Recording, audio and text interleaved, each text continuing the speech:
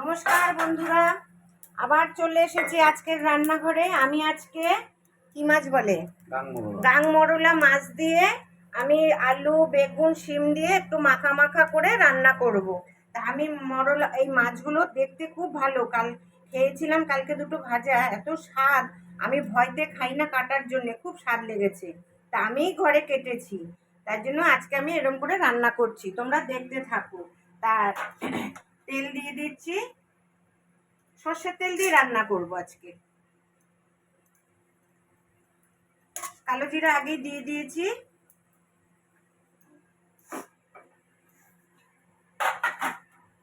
আগে আমি আলুটা আর পেঁয়াজ কলিটা, পেঁয়াজটা আগে দেব আর আলুটা দিয়ে দেব।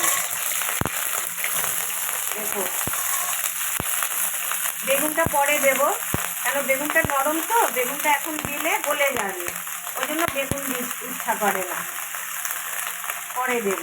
আর মশলা দেব এখানে তোমার জিরে লঙ্কা আর ধনে বাটা আছে, আর এটাতে আছে আমি যেই মশলাটা তৈরি করি সেই মশলাটা, আর হলুদ নুন আর কটা কাঁচা লঙ্কা চেরা আর একটুখানি টমেটো দিয়ে দেবো। তাই এটা একটু ভাজা ভাজা হতে থাকুক। দেখো বন্ধুরা, এই পর্যায়ে এসছে, এবার আমি বেগুনটা দিয়ে দিচ্ছি।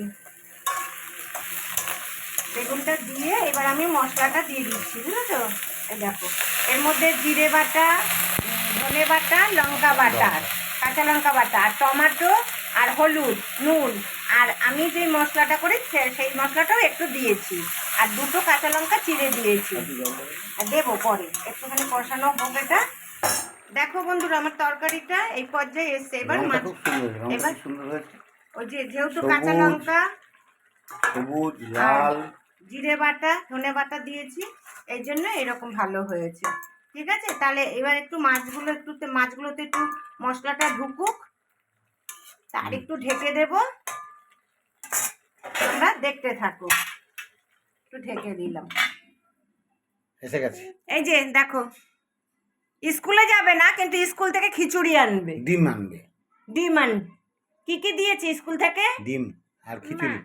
ডিম দিয়েছে? আচ্ছা, মা দিয়েছে, মা এনেছে। একটু বন্ধুদের বলে দাও, তুমি কেমন আছো? হাই করো, হাই। চেহারা কেমন হয়ে গেছে? হ্যাঁ, একটু গান শুনিয়ে দাও, একটু গান শুনিয়ে দাও। না, ডাইনোসর আসেনি, একটু গান শুনিয়ে দাও বন্ধুদের। আর ডাইনোসর চলে আসবে গান তুমি শুনে। সারেগামা কেমন করে করো? তারপরে আর করতে হবে না, রাখ। বলে তাহলে রাখছি বন্ধুরা।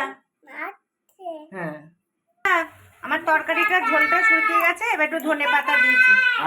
দেখেছো কিরম করে ডাকছে? বিশ্বাস দা ডাকছে, পিপন না ডেকে বিশ্বাস দা, মানে ওর বন্ধু হয়ে গেছে বিশ্বাস দা, বুঝেছো?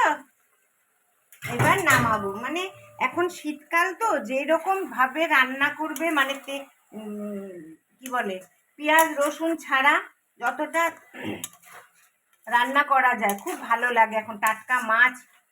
দেখো, এবার নামাবো। তাহলে তোমরা এইভাবে গাংমরলা দিয়ে রান্না করো। আমি কিন্তু গাংমরলা দিয়ে এরকম মাছ কোনোদিন রান্না করিনি, ভাজা করে খেয়েছি, কিন্তু এরকম করে রান্না করিনি। তা আজকে রান্না করলাম, তা তোমরাও এরকম তরকারি রান্না করো, আমাকে লাইক করবে, শেয়ার করবে, আর আমার চ্যানেলকে সাবস্ক্রাইব করবে, ঠিক আছে? আর গরম গরম ভাত হয়ে গেছে, মাছের তরকারি হয়ে গেছে, তা খেতে চলে আসো। রাখছি তাহলে।